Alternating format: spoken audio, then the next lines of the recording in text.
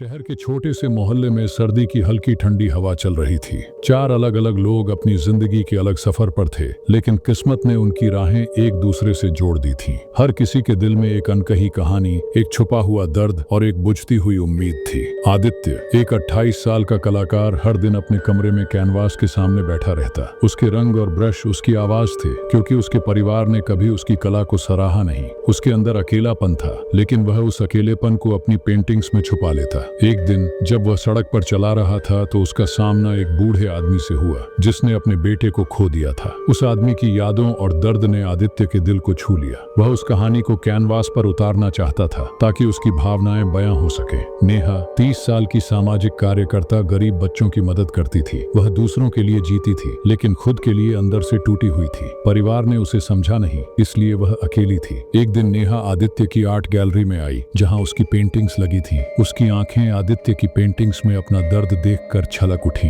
दोनों के बीच बातचीत हुई और वे एक दूसरे के जज्बातों को समझने लगे। रवि, 35 साल का बिजनेसमैन, जिसने व्यापार में भारी नुकसान उठाया था, अब अकेला था। पत्नी और बच्चे उससे दूर हो गए थे। पछतावा और अपने खोए हुए सपनों के बोझ तले दबा हुआ रवि ने नेहा के एनजीओ से जुड़ने का फैसला किया। वह खुद को सुधारना चाहता था, लेकिन उसे अपने अंदर के डर और शर्म से लड़ना था। नेहा उसकी मदद करती, लेकिन अपनी सीमाएं थीं। माया, 32 साल की अकेली मां, अपने बेटे के लिए दुनिया से लड़ रही थी। पति की मौत के बाद उसने सब कुछ अकेले संभाला।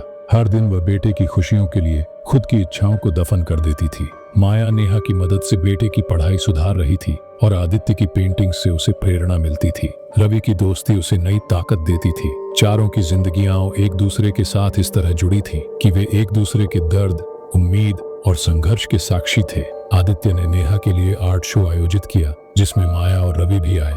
ये शाम सबके लिए एक नए सफर की शुरुआत थी, लेकिन जिंदगी की राहें आसान नहीं थीं। एक दिन एनजीओ का ऑफिस आग की भेंट चढ़ गया। सब कुछ राख हो गया।